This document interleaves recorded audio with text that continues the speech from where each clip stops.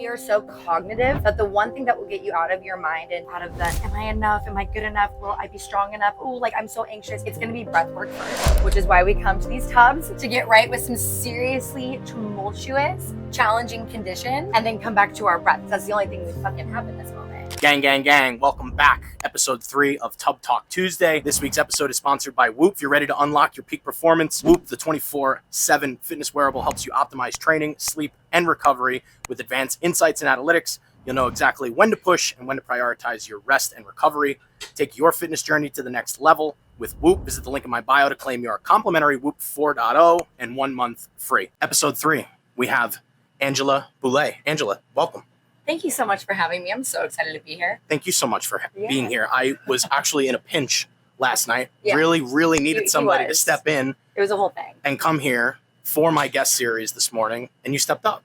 I did. So I'm really grateful for that. I rise to the challenge, baby. That's what I'm talking about. Can you tell us a bit about yourself and your journey so far? Yeah, sure. Well, my name is Angela Boulet. I am a somatic healer and mind-body medicine expert. My expertise is in teaching yoga, dance, breathwork, meditation, and recovery. I have special rooftop yoga events. And outside of that, I am just here to kind of up-level our community, teach and speak resiliency, hope, and joy into people, and hopefully make your life a little bit spicier, a little bit better than when I found you. Ooh, leave people better than you found them. Yeah. It's a very, and spicier. very... I want them to be amplified in their confidence. We want to be a little spicy. Yeah, I want to be able to give back a little sass like you do to me every now and again. Yeah, I do spit the fire, baby. I know, that's what I'm talking about. What's led you to the world of mindset, health, and wellness? What's led you here to sunny San Diego, into this community? Oh my gosh.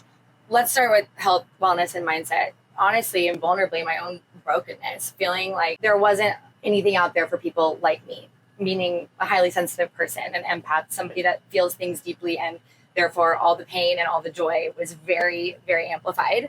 And so using tools to help me get through extremely hard times, unfathomable experiences or traumas that I've been through, and then finding that, wow, the body keeps the score. It is in and through the body. It is within you. You have the tools. You just need to cultivate a toolkit. So breath work to activate that subconscious reprogramming, which we'll talk about later. Yeah, absolutely. As well as just getting right with your body, which means getting right with your soul, in my opinion, because your body's the container for your soul.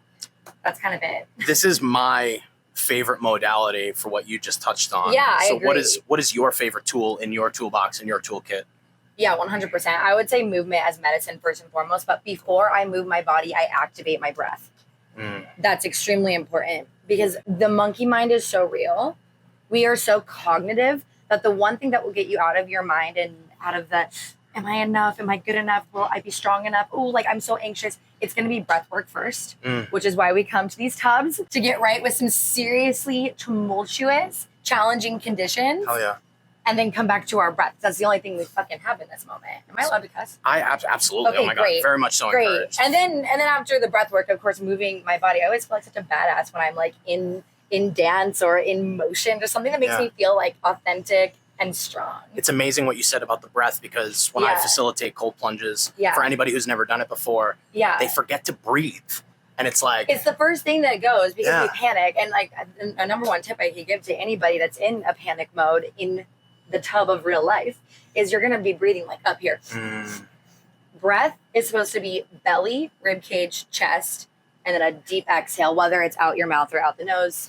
That's dependent on what you're going for. But should we do one together to show them? Yeah, real quick. Absolutely. Okay, ready? Are we doing in the mouth, or excuse me, out the mouth or out the nose? Totally up to you. You tell me. Let's do out the mouth. All right, cool. Okay, ready? Right.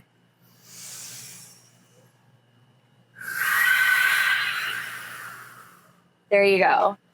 Belly, rib cage, chest, throat. That's true breathing. Just feels so good. Have you ever cold plunged before? I haven't in these tubs. I jump in the ocean, I cold shower, but these tubs I'm fucking terrified of. All right, good. So this is going to be fun. Like I said, if I start singing Taylor Swift or Drake, that's how I get through most of my shit. Just went to the Eras tour. Midnight Snails, baby, but I'm in my rep about. era. Fully reputation. Hell yeah. Are you a morning or a night person? Ooh, definitely evening person.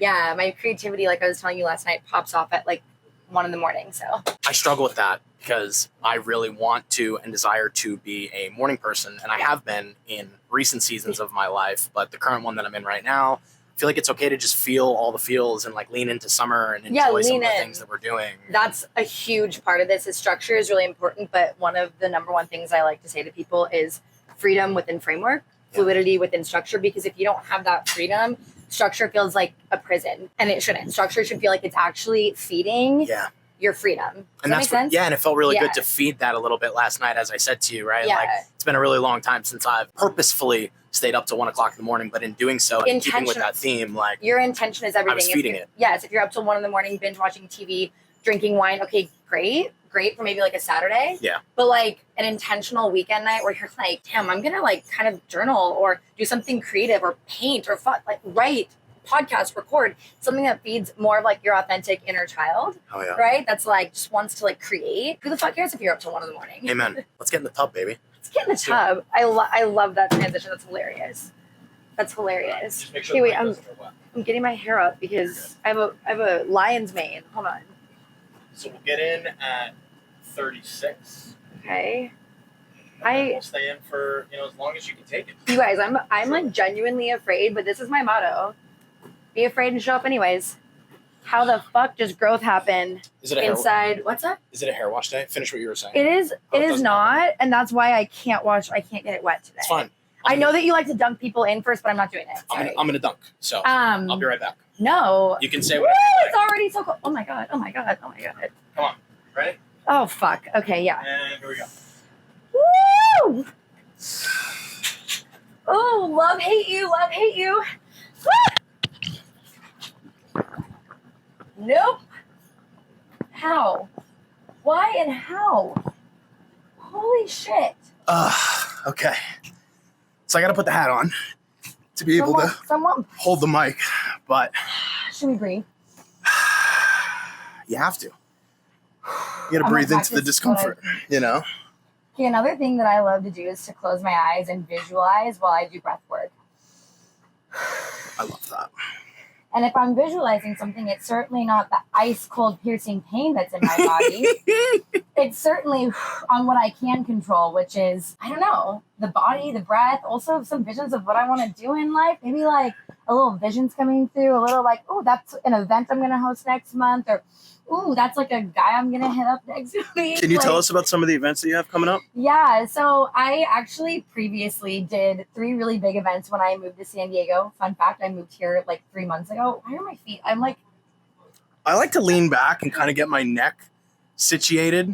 Like this. Yeah, kind of. I like to go shoulder deep. You want to submerge the vagus nerve a little bit. Oh, the vagus nerve, baby. We can talk about that for days. But we gotta if you want to hold the mic, you can hold the mic as well. Let's talk about the vagus nerve next week on the pod. But okay, we definitely will. Events coming up. I want to talk about my previous events because I just moved to San Diego 3 months ago and I hosted some really epic rooftop yoga and wellness events and brunches on the top of a rooftop in Gaslamp. And it was quite phenomenal, but ultimately the company just wasn't aligned with me. And so that brings me to the pivot that I was in right now. And which is? A season of stillness, slowing down, surrender, and also receiving instead of always having to be the person center stage. Because I am someone that likes to lead and to give. But I realized I was not filling my cup up and I was becoming so depleted. And if I kept going on the hamster wheel, the burnout was going to be so astronomical that I couldn't even give the best of my healing abilities, my teaching and my speaking abilities to the people. And so this is a season actually of humbly observing my industry. You have big dick energy, as do I. I do. And for me, I feel like I struggle to slow down. So what would be a modality, a toolkit, a piece of advice that you'd have for somebody who's always run and gun, very much so like us, on how they would prioritize slowing down their nervous system, etc.? 100%. I'm going to say it once, I'll say it a million times. Movement is medicine. Please take a class that is all about your healing. Maybe it's yin. Maybe it's something where the music is so powerful that you're getting downloads about your most magnetic self that's outside of what society told you that you could, should, and would be to be enough. Journal. Get real with yourself and say, is this coming from a place of my fear, my trauma, or is it coming from a place of my authenticity and my power? And the nervous system is going to keep that score. So scientifically, the nervous system, when it's in fight, flight, freeze, or fawn is people pleasing. Hello. Recovering people pleaser over here. When your nervous system is there, that's how you can tell you're making a decision out of fear or your past trauma. So good. But when you're journaling about your most magnetic self, it's the answers are usually in ages 0 to 7, when you were like uninhibited and free from yell. It's like fucking dancing and singing and playing with my friends. You know what I mean? Like in nature. For sure. You can really get clear with yourself by journaling about what is your most authentic self want, and are the decisions that you're making, whether it be that relationship that you're in, that career choice that you're making, that lifestyle choice that you're making, is it coming from a place of like, I'm not enough and I'm afraid, so I'm trying to keep up with the Joneses? Or is it coming from like, no, this is my most authentic badass self, and it's what I'm meant to do in the world? Is this in alignment with me, myself, and my highest purpose? To simply put it, just what's your intention? Your intention will literally fuel everything. How do you define a strong mindset, and how has that played a role in your life? Oh, peace. Like the most strength that we find is in inner peace. It's not necessarily in the and as fiery and strong of a person as I am, I prioritize my peace. And I think, I heard this quote from Lala Julia, one of my favorite spiritual leaders, that the right people feel right in your nervous system. That's true for anything. What makes you feel at peace? Because peace is a symbol of power. No one can shake you when you're in your peace. That's so powerful. What practices or techniques have you found most effective for cultivating that peace? Inner child work. Yeah. Like really understanding who she So was big. when she was hurt or in fear or abandoned, or like the inner teen that then translated to like, where am I not enough? And what did I have to do to my appearance, all the external, to make myself feel enough, desirable, chosen? Yeah. And starting to heal and kind of like go back in meditation after the somatic and breath work piece, where you activate the nervous system, calm, cool into parasympathetic, and then your subconscious starts to open, and you can kind of go back in that subconscious space in meditation, and your highest self, your most authentic, beautiful, strong self now can go back and nurture that inner child and just be like, yo, you're good. Yeah. You're enough. You're worthy. And then that becomes like your autopilot. I feel like there are so many people out there who don't even understand or have a grasp on the concept of inner child work. Yeah. And being able to expose individuals to that, especially the ones that we love, can be so profound. It can be so powerful to say, hey, when was the last time that you spoke to little Angela or little Chris, that 8, 9, 10, 11-year-old self? And why do they feel fear and hurt? Or felt less than. And less than. All of it. The comparison. We all have that within us. And people ask me all the time, like, how are you so confident? And I'm like, it's not even something that I consciously chose to be like, I want to be confident today. It was like because I went back at the really dark, ugly, shadowy parts of myself and was like, I gotta look at those and start to not necessarily, it's not about healing. It is about healing, but healing is not a point, it's a process, is my point. Absolutely. It's not about a destination of healing, but a journey of it. And then arriving at a space with all the versions of you that feel shadowy and like you're judging yourself, and become a little more integrated.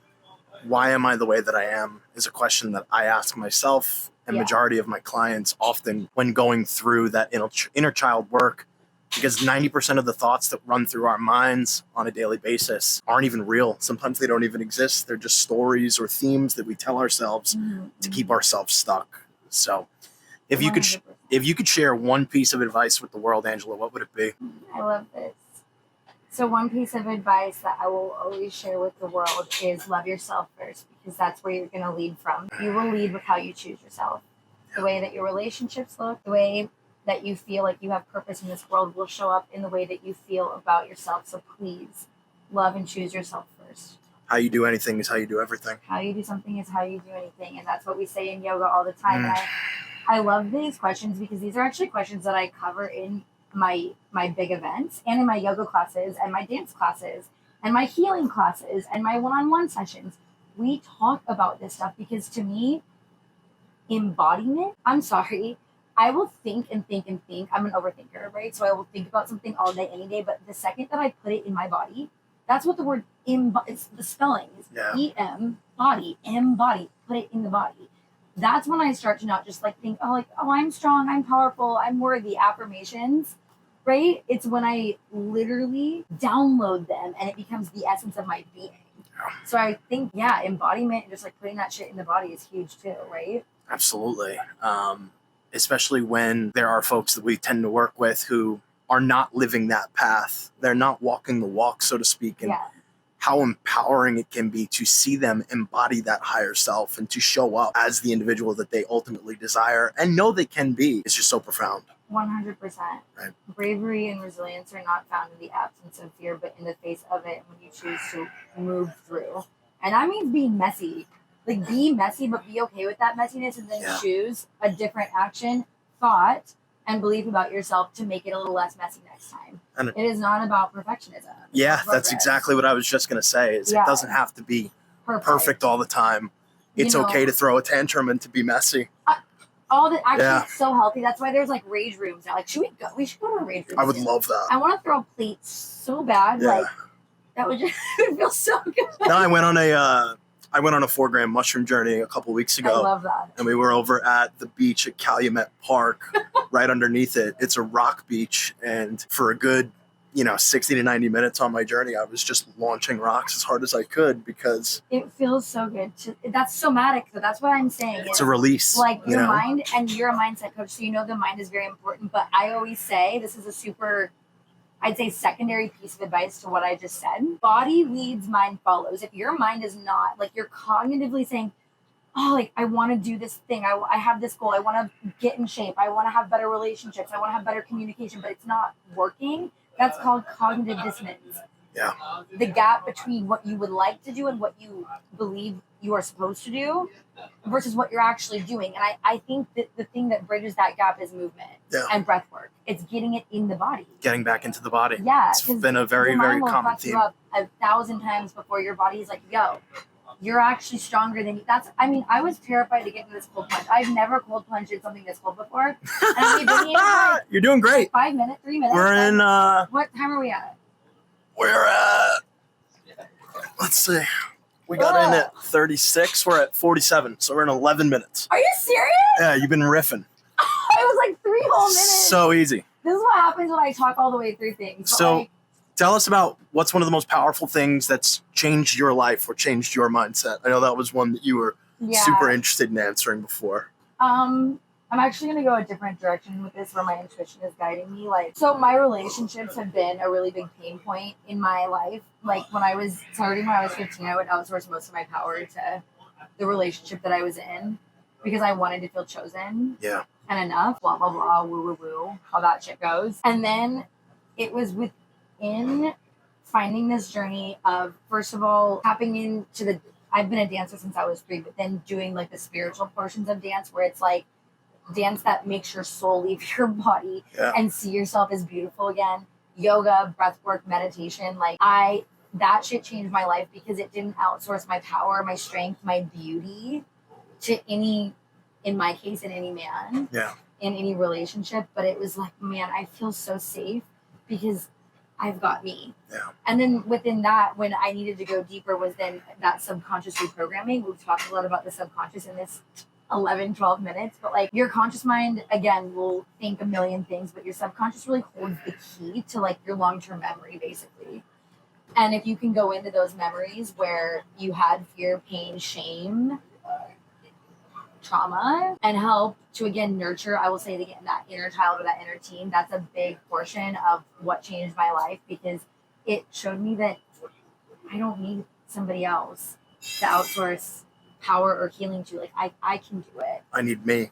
Yeah. And then my journey right now, I think out of survival mode, I went into a hyper independence phase for the last several years. I don't need anybody. I'm good. And I'm coming back to homeostasis and balance in that where I'm I know that I can get into a relationship with anybody, whether it be a strong friendship, a partnership, and not have to shut all people and relationships out because I'm too afraid that they're going to hurt me. I'm no, I actually know that love and connection are a massive imperative part of our being. Yeah. And the reason we have to have our own backs is not to be alone. It's to then be in partnership in a healthy way. Do you feel as though you are in your masculine a little too much, so to speak, and that you're falling back into your divine feminine? This is the era. So I fully Taylor Swift this season of my life. It's what era? I love this. What era am I in? Well, of course I'm in my reputation era. I'm I don't care what other people think, unhinged confidence, but I'm also in my soft surrender, lover era where I'm I want to leave the Christmas lights up till January. Yeah. This is our place. We make the rules. Lover. Absolutely. Do we know the lyrics? Okay. No, I don't. I just, I'm feeling 22 though. I'm feeling. It feels like a perfect night to get drunk and make fun of our exes. Whoa. So good. But no, I am returning to my divine feminine because I am so sensual and feminine at my core. Yeah. Like so ridiculously feminine. But I've had to I do have a powerful voice and I want to use it in the world and in my career. But in my relationships and even how I show up in career, I'm ready to have that like juicy feminine receiving. Juicy. Use that word a lot. Juicy and spicy. Your classes are very juicy. We've heard that. It's like kind of the rumor going around OPG that I have. So what Cody said was that they're like a gusher. If you were to just like pop it open with your finger and let it like ooze out. So I'll stretch your hips out. Yeah, we need that. Your sciatic. My piriformis is killing me. Yeah. Also, I'm shaking. We need to get out. What mental strategies do you use to handle discomfort and stay focused during times of turmoil? I'm like, I get out. I run. Just kidding. I'm just returning to my breath. Yeah. But what are some strategies that you use or recommend to your clients to handle discomfort and stay focused? Oh, so good. It's what we're doing right now. We're turning to the breath. Breathe. Please do not hold your breath in anything, in any pose of life. Like your breath is key because every breath breathes a new beginning and a new piece of life into you. It's our life force energy. Yeah, that's why it's not just cheesy. It's your prana. BRB. I think that we need to get out. We're gonna take the rest. All right, friend. One message to share.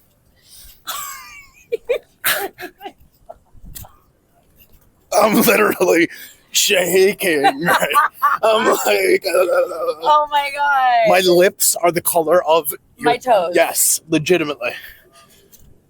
Okay. Okay. One message I would share with the world that just as much as movement is medicine, laughter and joy and humor are also medicine. Please be gentle with yourself in the process. Do not forget to have fun. And remember that healing, forgiveness, strength, joy, all of those things, peace, are not a point that you arrive at, always a process. So be graceful with yourself, love yourself first, and be sure to have fun. Because if you've forgotten the fun, you've forgotten the point. I love that. Yeah. Great way to end it. Where can they find you? You can find me on my Instagram at Angela_Boulet.